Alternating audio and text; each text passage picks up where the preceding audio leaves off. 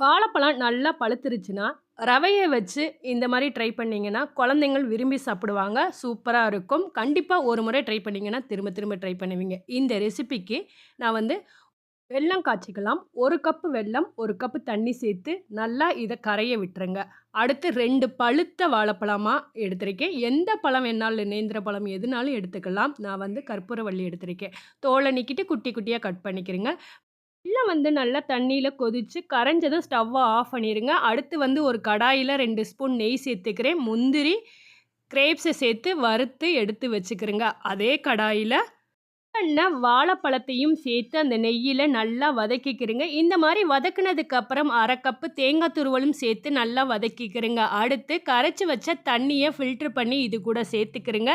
அடுத்து 1/2 ஸ்பூன் ஏலக்காய் powder, 1 pinch உப்பு சேர்த்துக்கிறேங்க. சுக்கு பவுடர் வேணுனாலும் சேர்த்துக்கலாம்.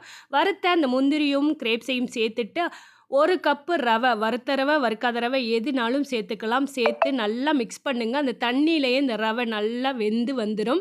சூப்பரா பாருங்க.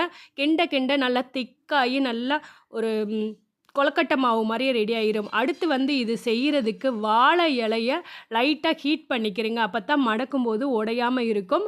ரெடி பண்ண அந்த மாவ இந்த மாரி கொழுக்கட்டை மாரியே ரெடி பண்ணிட்டு, வாழை இலையில சேர்த்து நல்லா ரோல் பண்ணி இந்த மாரி மடக்கி வச்சுக்கிறேங்க. இந்த மாரி மீத இருக்க எல்லா மாவையும் வாழையில சேர்த்து ஒரு பிளேட்ல வச்சுக்கிறேங்க. இட்லி பாத்திரத்தில தண்ணி சேர்த்து, தண்ணி நல்லா கொதிச்சதுக்கப்புறம் ரெடி பண்ண அந்த கொழுக்கட்டைய இது மேல வச்சுக்கிறேங்க.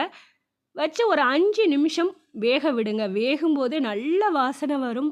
டேஸ்ட்டாவும் இருக்கும். நல்லா வெந்ததுக்கப்புறம் எடுத்து பாருங்க. சூப்பரா வந்திருக்கு பாருங்க.